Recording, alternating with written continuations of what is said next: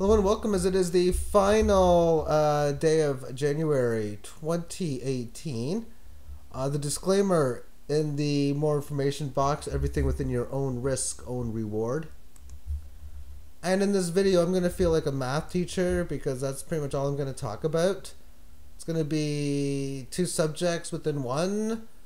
The first is trading strategy, cryptocurrency, and the second is poker, but the same strategy is mathematical wagering for that of profits. DIVX. I'm not going to show the chart, I'm just going to talk about the numbers. It's something I purchased today, very small amount. It's a new code. In December, it rise from under 5,000 Satoshi to almost 100,000.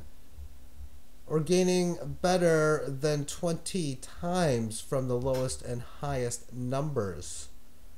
38%, a 38.2% down Fibonacci move is in at 32,000 Satoshi-ish, rounded. And it fell recently as low as 25,000. It hasn't done any real movements much since. It's up to 30,000 rather. That's what I purchased it at, 30,973 Satoshi. So the mathematical strategy is to sell them in 3 equal orders, one at 60,000, which would result in a 100% gain, and at about 94,000, a little better than a 3x gain for 1/3 of it, and then better than an 8x gain, under 250,000. Those are the 3 areas I think are key levels to sell it.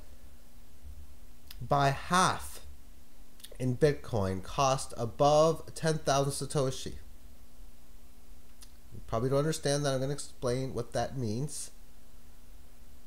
The 61.8% Fibonacci is 15,000, and I think a decent Pierce would take it to 10. And that's also 3x lower than what I spent. Therefore, if I were to buy exactly amount what I did the first time, I would get about 3 times as many tokens in my purchase than I just made. So because I'm buying half of it in, I'm going to buy back for 150% of the amount. Or not buyback, but buy again on a lower dip, 150% in accumulation of what I did before. The buyback equals 50% of a minimum down correction, meaning a sell order comes in at 60,000, I will not buy that back until it at least comes down to below 30%. And same thing with the others. Most likely, if I buy back, I profit a little bit of this code and a little bit within Bitcoin. So those that are tuning out, thank you for watching. There's a lot of great poker information here, so let's get on with it now. And let's talk about poker strategy. I'm all mathematical.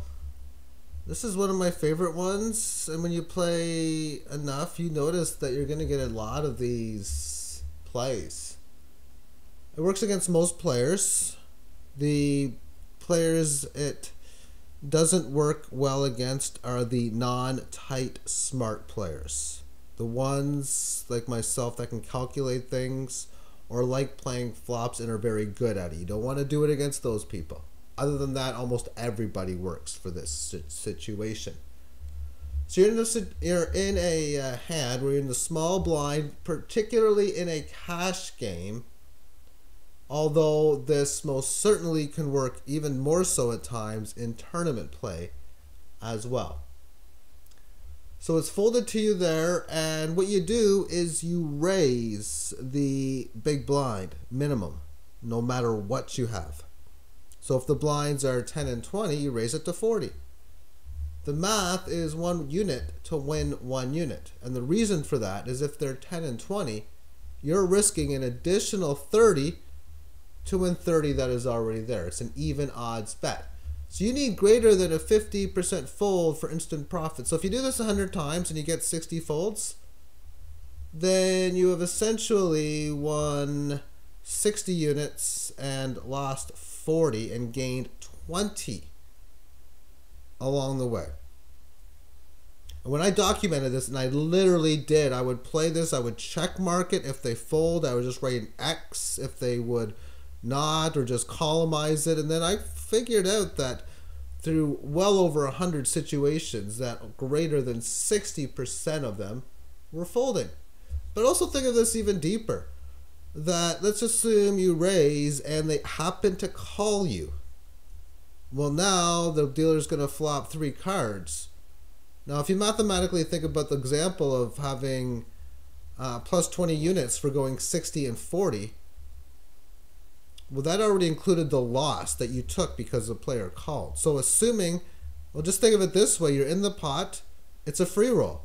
If the blinds are, well, say you raise it to 40, you got an $80 pot there that you can play on. You don't have to do anything. Again, I was even doing math further than this. If I lead out a bet, how often did it work? And, well, it's not as good as the pre-flop measure. But very good. This has just continuously always worked for me. Now let's go a little deeper into the mathematics and talk about the pre-flop all-in bluff. And the mathematics can also work on other streets, but the percentages are pretty clear pre-flop. You most likely have some sort of raggedy hand.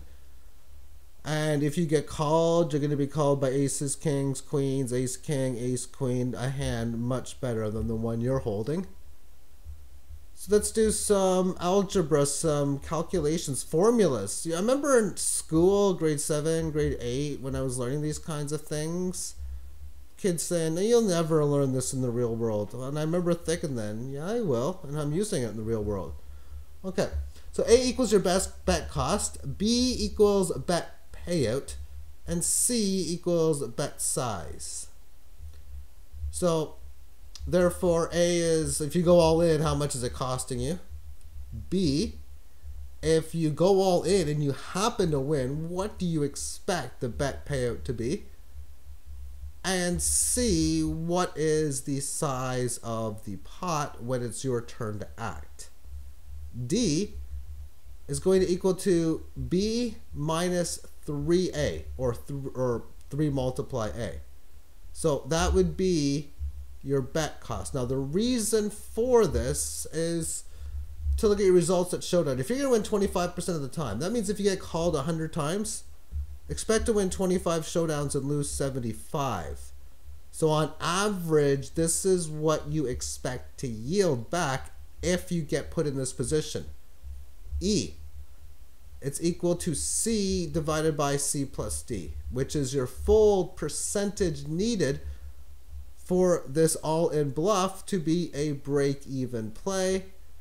And finally, F, which is equal to A divided by C, or C divided by A, either the ratio or percentage of pot to the all-in. When I play, always use a percentage. So I always know it's 15% of the pot, 30% of the pot, and I pretty much always know what to do in the situation within 4 seconds, if not immediately. But let's assume you're in a hand and you're playing 20 and 40, no limit hold'em, 100 big blinds, so you got 4,000, we'll say. Position 1 raises to 80, doubling the blind. You in the next seat, say you're feeling a little funky with a 5-6 suited or something, you raise it to 200 in second position. Couple other people call, and the big blind raises, we'll say, to 675, and the original raiser folds. So now it's back to you. So now we know all the variables. If you go all in, it's going to be for 4,000, but you've already committed 200, so you got 3,800 back. C, and that's because that was easier to calculate than B. I could calculate from C, but C is the pot size, which at this time would be 1,375, and B, which is your bet payout. So basically you're going to win what's the little dead coin that's in the pot plus the 3,800. So the dead amount would be 700. D, which is 1,725. That is your expected results per showdown. So you're expected to lose, of course, that much. 1,725. So now if you know the pot contains 1,375, you are going to need them to fold 55.6% of the time. And also, the amount in the pot, the ratio is 2.76 or 36.2. When I'm in tournament poker, 20% is my golden number. When the pot is 20% of my stack size, and I got a hand I want to play, I'm all in. Now at 36%, you're talking about a situation where you don't have as good of a hand. So usually when you're all in, you got a better than a 25% chance you expected to get called. And for me, I'm expecting greater than 50% in a lot of spots. But the situation for why this is a good play is when you see all the times in the past when you have good hands and you just come in with a big raise like this, then they usually fold. You got pocket aces and people are saying, oh, you don't want to raise, they're just going to fold or whatever. Well, when you think about it, there's a good chance in the spot, at least in this spot, which I intentionally done like this because this is a very common one that I like to use. If you see a big blind raising, especially if it's a pro, somebody who understands the situation because you have an original small raiser, you have me, and if they know my table image, they would know I'm a very aggressive player and I do make a lot of bets and raises. So I know my image already has this in place. And I know in their thought, well, if I'm raising in a whole bunch of callers, that's just a squeeze play that I think that they would be doing. If I know that player was capable, then that's the case. I've also heard so many times people talking about how in tournaments, as an example, that they don't want to get their chips in early on in a big tournament. So I look to make this play more often than not early on in a big tournament. So if I were to sit down the World Series with Phil Hellmuth on day one, yeah, I'd be looking to do these types of moves more so against him on a day like that. Let's move on with some more easy math, and this is for a cash game, but really for a tournament, that's that as well. Although I have a thing that I called tournament odds. Additional, more advanced mathematical odds that I will not get in within this video because you need statistics like probability that you're going to win, levels on where you're going to cash based on your current situation or situation if you'd be at a particular level, what the payouts of the tournament are. There's so many variables that I realized when I calculated that, and it really did make a few plays change here and there, hence the reason again why I talked about that play I would make against Phil Hellmuth. But anyway, let's assume you are forced to an all-in decision, and it's just easy now, and the cost is $771 to call, we'll say, with the price of the pot. We'll say three different situations. If the pot was $8.24, then you call when you figure to win greater than what percentage of the time. And how much greater, that's another variable as well. The answers to those three questions will be displayed in 3 seconds.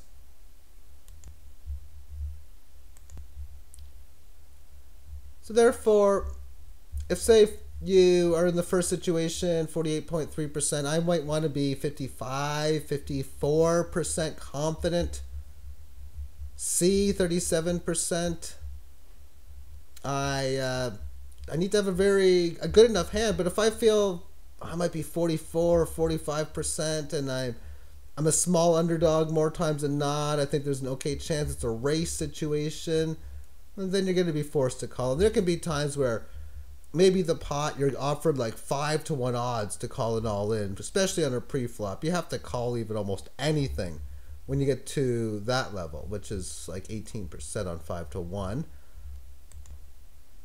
Also, one of the easy things I figured out just because I could do this in my head. So when I was actually playing over the days, I was like, okay, this is pretty easy as far as calculating odds. Let's assume the two hands that I found really easy to play were ace-2 suited and pocket deuces.